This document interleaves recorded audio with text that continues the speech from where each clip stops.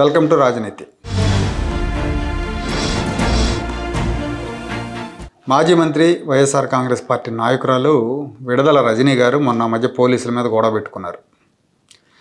ఆ గొడవ పెట్టుకున్నందుకు ఆవిడని బుక్ చేయొచ్చు, కానీ ఎందుకో కానీ ఇంతవరకు ఇంకా ఆవిడ మీద ఎలాంటి కేసులు నమోదు చేయలేదు.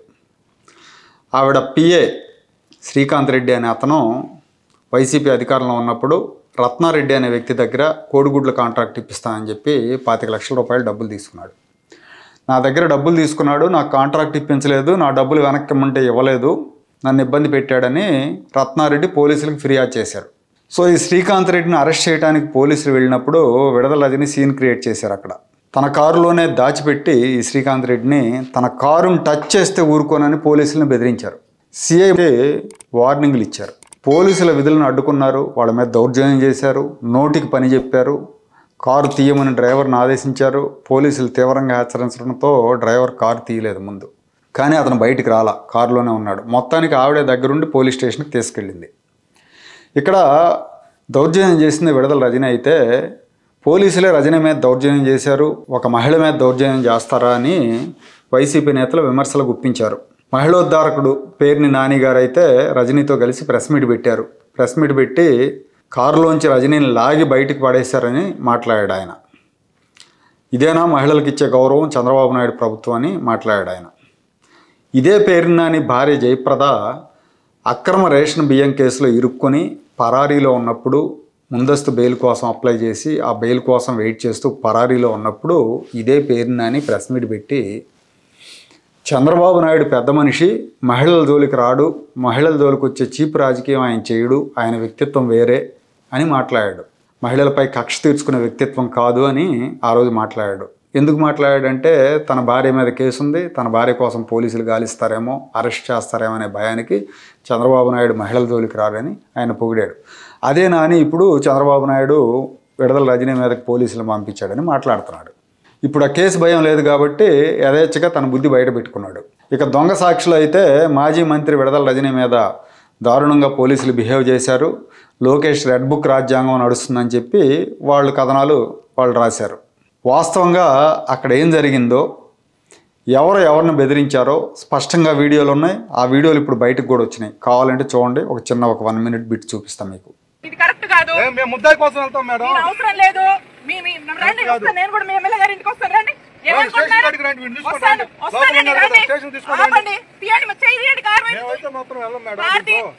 అన్న సుబ్బనాయుడు గారు చేయండి. ఎవరు చెప్తే అవును మీ ఎమ్మెల్యే చెప్తే ఏముంటాయండి? ఏం కేసు? కేసు కట్టాం. ముద్దాయిని తీసుకొని తిరగద్దు, మీరు తిరగండి. ముద్దాయిని తీసుకొని మొత్తం తిరగద్దు, కంప్లైంట్ తో సహా ఉంది. డోర్ ఓపెన్ చేయండి, మేము వెళ్ళిపోతాం. మా దగ్గర రోజులో కేసు అయింది. రాండి, చూపిస్తాను. ఎఫ్ఐఆర్ నెంబర్ కేసు కూడా చూపిస్తాను మేడం. పోలీస్ అసలు చేస్తారా? ఏం కడతారు మేడం? చూశారు కదా, కారులో నిందితుడిని దాచిపెట్టి వాడిని అరెస్ట్ చేయకుండా పోలీసులను అడ్డుకొని వాళ్ళ మీద దౌర్జన్యం చేసింది విడదల రజనీ. బహుశా వెనకాల సజ్జల రామకృష్ణారెడ్డి ఉన్నాడన్న ధైర్యం, లేకపోతే జగన్మోహన్ రెడ్డి ఉన్నాడన్న మొండి ధైర్యమో కానీ తెగరెచ్చిపోయింది ఆవిడ. పోలీసులను ఒక రేంజ్లో ఆడుకుంది. ఆ సిఐకి సహనం ఎక్కువ కాబట్టి ఆయన వదిలేశాడు. ఆ స్థానంలో నేనుంటే పగలగొట్టి లోపలేసేవాడిని. ఇంత చేసినా కూడా ఆవిడ మీద ఏం కేసు పెట్టాల మన మంచి ప్రభుత్వం. ఈ ఘటనలో రజనీ మీద 4 కేసులు పెట్టచ్చు. 1, డ్యూటీలో ఉన్న పోలీసులను అడ్డుకోవటం, వాళ్ళ విధి నిర్వహణను అడ్డుకోవటం, వాళ్ళ మీద దౌర్జన్యం చేయటం, అది ఒక కేసు. 2, ఒక కేసులో ఉన్న నిందితుడిని కారులో దాచి అతన్ని తప్పించడానికి ప్రయత్నం చేయటం, అది 2 కేసు పెట్టచ్చు. 3, పోలీసులు తన మీద దౌర్జన్యం చేశారని అసత్య ప్రచారం చేసి వాళ్ళ మనోధైర్యం దెబ్బతీసే విధంగా ప్రెస్ మీట్లు పెట్టడం, ఇక్కడ ఒక కేసు పెట్టచ్చు. 4, ఇది కేసు కాదు కానీ పెనాల్టీ వేయచ్చు. ఆవిడ కారుకి బ్లాక్ ఫిల్మ్ టింటింగ్ అనుమతికి మించి ఉంది, లోపల ఏమీ కనపడకుండా మొత్తం అంటించేసింది అద్దాలకి. సుప్రీంకోర్టు తీర్పు ప్రకారం ఒక పరిధికి మించి బ్లాక్ ఫిల్మ్ వేయకూడదు, ఇది చట్టవిరుద్ధం, దీనికి ఫైన్ చెల్లించాలి. ఇక 5వ కేసు సాక్షి మీద పెట్టాలి, సాక్షి ఎడిటర్ మీద, పబ్లిషర్ మీద పెట్టాలి. తప్పుడు వార్త రాసినందుకు కేసు పెట్టాలి, పరువు నష్టం దావా కూడా వేయాలి. ఈ కేసులు పెట్టి రెచ్చిపోయిన వాళ్ళ అహం అణిగిపోయేలాగా కోర్టుల చుట్టూ తిప్పాలి. కానీ ఎందుకో మరి ప్రభుత్వ పెద్దలు వాళ్ళని వదిలేసి వాళ్ళతో తిట్టించుకోవడానికి సరదా పడుతున్నారని అనుకోవాలి.